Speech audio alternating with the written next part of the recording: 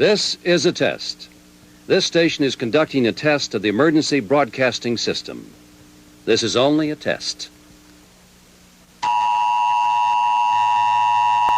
right, I'm gonna try to make this good. I'll explain this. Okay, so last Friday, giant clusterfuck, but ultimately it worked out. But there's a couple of issues I want to just talk about real quick. I'm getting conflicting messages. Here's what's up. One message is that the water pipes bursted in the cellar of the time machine, and no matter what, you can't do shows down there because that's bad PR. That's one message. The other message is they're busting their ass, doing everything they can to clean it and make it happen, and everyone's not doing well right now. So that might be the best it is. Also, I heard it didn't really smell that bad at all, actually, and that's ultimately what I kind of came upon. We busted our ass. We incensed, cleaned, scrubbed, baking soda, all that, carpet cleaner, all that, and ionizers, and who the fuck knows. Anywho, I talked to Chuck about it, and Chuck was adamant, saying that should not be a show. And guess what? He's got a lot of experience about this, especially when it comes to contracting, wood, carpentry, framework. He's a man of many talents, and someone that I trust implicitly. So when even I'm arguing and fighting him on it, at the end of the day, I'm always going to back him up. That's what you do. You back up people that you know are knowledgeable and experienced. And at the same time, as soon as I say message the improv group and cancel it, the time machine and the manager and Jordan messaged me saying, hey, it's actually, we should do this. It's fine. And those are two conflicting messages. And it's much like masks, I guess, or ivermectin, or whatever the fuck's been going on the past 5 years. It's been a very popular argument in health, and it's kind of why we should document a lot of this. Especially in capitalism, and when you're too poor to make actually good decisions for your health, which is kind of where I'm at. So, all things being considered, I agreed to cancel the show with Chuck. If he says it's canceled, I back him up completely. And unfortunately, it's not like he can go out doing that, because I also implicitly explained to him how difficult it is to go out explaining shows if we're not ready to handle the PR of that, based on the fact that we have like an army of doofuses capitalizing on any fucking negative thing they can to throw and use against ultimately me. So that's fun, and not the best news to hear when you're moving a family down to San Antonio to actually back and run and do all of this so that everyone can just do what they want to do, which is jokes and comedy, I guess. I want to build a nonprofit for my buddy John McCain, and I want it to be good for comedy in San Antonio, and I think you guys should be able to get booked, which is something that you're not going to be doing if you got the stink of Debo and Bobby Smith and Davey and San Antonio on you. It's just a reality of this business. So I'm in a rock and a hard place. Now, thankfully, Chuck, very proactive, busted his ass, went out around downtown and San Antonio to all his connects, and he says he thinks he's got a stage that we can use in the interim instead of the Tiger, where we can just go down there and do that. I'm not against that. If anybody wants to do that, do that. I won't be there. I will be at the Blind Tiger, the place I've been building over the course of 12 years that has the reputation, the media behind it, and I will perform next to some fucking mold, because my buddy John McCain has to pick up dead babies out of Target bags. That's genuinely how I look at it. It's really hard to say we need to be resilient and show resilience to the EMTs in the face of death, and then we're going to just cancel that and let it tank because it got wet.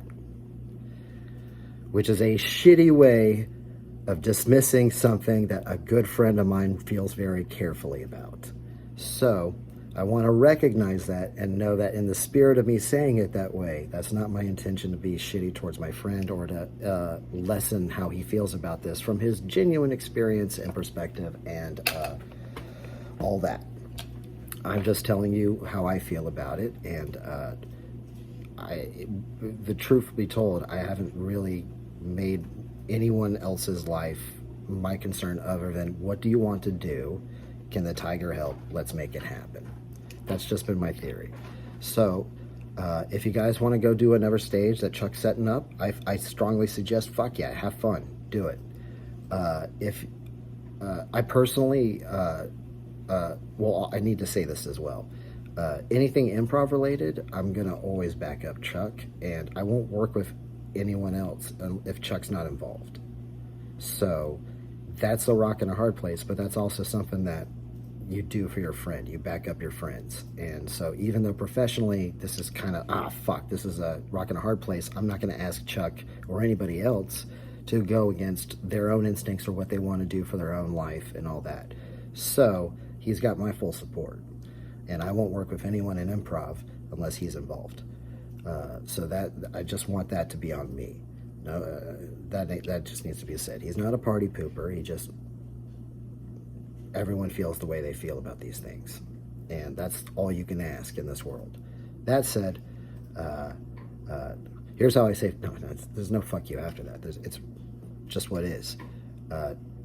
Because I'm moving there, I'm tied to it now. So I'm going to be down there. I'm going down there tonight. I'm going to do a writing workshop, and I'm going to clean and scrub and figure out what the fuck's going on and find solutions, because that's all I do is find solutions.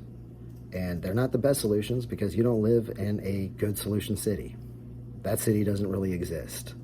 You live in this world, and it sucks, and it's moldy, and it's dirty, and it's filled with viruses and dead babies in Target bags and coders. Lots of coders. You know what? We should have been coders instead of comedians. We'd probably be healthier, happier. Well, maybe. I don't know. I don't know how to end this. Does this make sense? Oh, yeah. I'm sorry for all the communication problem, but it's also what happens when a whole bunch of dickheads are like reporting every single post on your timeline in your history to get you kicked off of Facebook. So if I haven't been able to be contacted, you can thank that. I'm also real close to going to war, so I'm about to draw some blood with some people in the scene there. And I'm having a real fun thought with San Antonio, and something I had come up in conversation when I was there Friday, which, by the way, was both 2 sold-out shows. It was fucking incredible, and we had a great time. And it's a shame we're going to die, I guess, 2 weeks earlier than normal. So instead of 90, 89, and see this, I'm being flippant. Please don't take this personal. This is just how I communicate. You okay? You okay over there? You struggling? Struggling to keep it together? Coding all those lives, making sure people get their medicine from all their mold exposure as you eat your wet green salad? It's how I deal. It's not personal.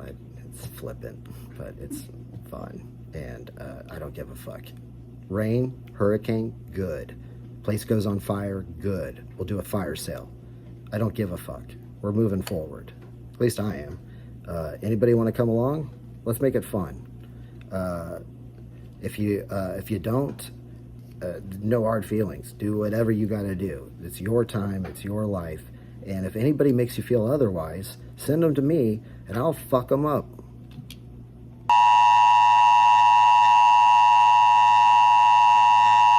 Like if I did like the flashlight under my chin, it was like, woo, from the future, where there's no such thing as mold. You know, that would have been. With my emphysema. As I'm wheezing. Right. I was, the fun part was I was telling Chuck, I was like, because he found out like I was feeling ill, and he was like, I'm praying for you, man. And I was like, well, I don't believe in that, but also don't waste it, you know. Mm-hmm. But also I appreciate it. Like, you know, he's a caring, good man. But also it's also really funny. I forgot what I was gonna say.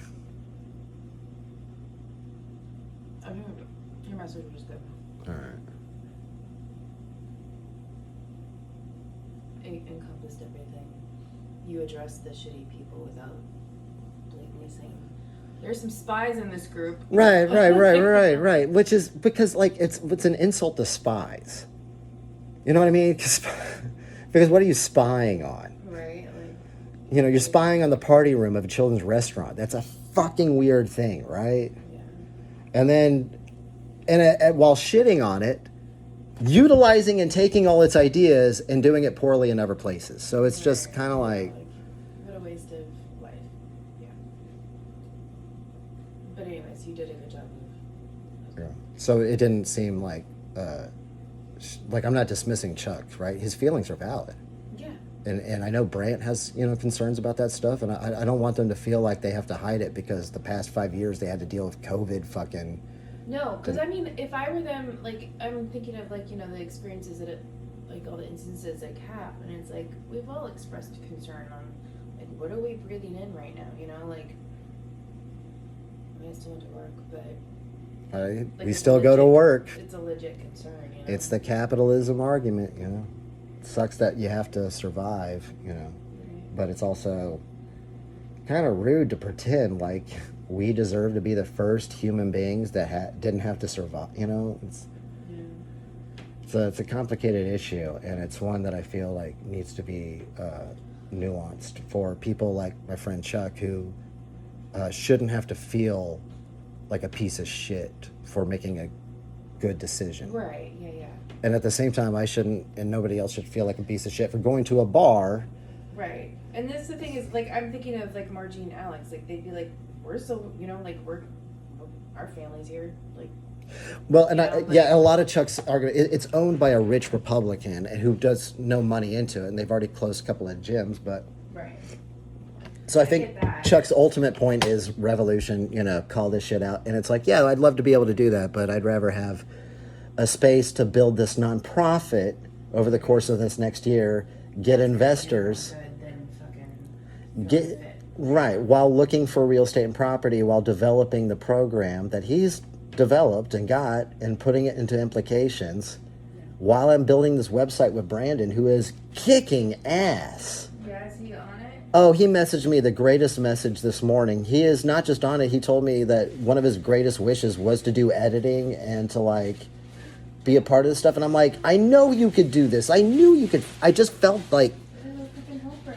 Yay. well, not just a helper. Like, I'm curious to see what he wants to do with it, Like, Yeah. and how I can help him kind of get there. Like, that to me is what the project, everyone's individual input, you put it together and you respect it enough. It ultimately, there's conflicts, there's arguments, but the results are always for the better. And that's how you move the ball down. Same thing with writing, it's every first joke sucks and it doesn't work and it doesn't work, but you keep asking, how do I make it work? You negotiate with it, you listen to the audience, you listen to the beats, you get the feel, you find a rhythm for it that's natural to you, and then it works. Ultimately, I think it's like that divide between stand-up and improv that I think we could do an entire show about, like a mini pilot series of just how incredibly those two ways of thinking seem perfectly good for each other, to be around each other, but both scenes just constantly shitting at each other. And it comes right down to this. All the stand-ups are like, oh, it's moldy now? Fuck yeah. Because they want to be the piece of shit artist living in the fucking dank. You were in New Orleans, you get it. You've seen it. Comics? No, not comics. Just wanting to be in the fucking dank and the arts and feel that and not, Oh, yeah. And then some people are like 40 who are like, I don't give a shit about that. I have a daughter I care way more to fuck about than these fucks, because he should, or stuff like that. And also improv is done in nice little theaters, where you pay way too much money for a shitty wine. And there's a lot of that there, but that's not our audience. Our audience are fucking degenerates, because degenerates like to laugh at comedy, ultimately. And improv. It's it's two different things, and finding this blend, there's going to be these conflicts like that. So I need to find a way to be a little more cognizant of how I talk to Chuck. Not kid gloves or any bullshit like that, but the same way that, hey, telling me all of this and the improv's not going to work when I've already dedicated all of this towards this after already getting fucked over after month-long edits to create the fucking story for John, after Nerd Rock did his fucking thing, after Pal did his thing, because of the Brian situation. It just ultimately, I still refuse to give a fuck. I will perform there by myself for an hour and a half if I have to 3 people. Who will show up? I can get 3 people to show up. All right. I'll get back to coding and saving lives.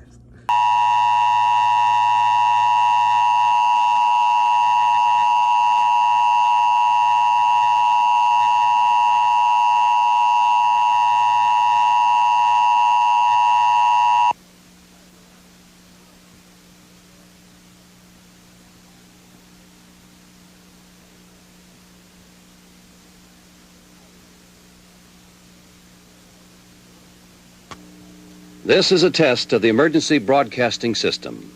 The broadcasters of your area, in voluntary cooperation with federal, state, and local authorities, have developed this system to keep you informed in the event of an emergency. If this had been an actual emergency, the attention signal you've just heard would have been followed by official information, news, or instructions. This station serves the Northeast Illinois area. This concludes this test of the emergency broadcast system.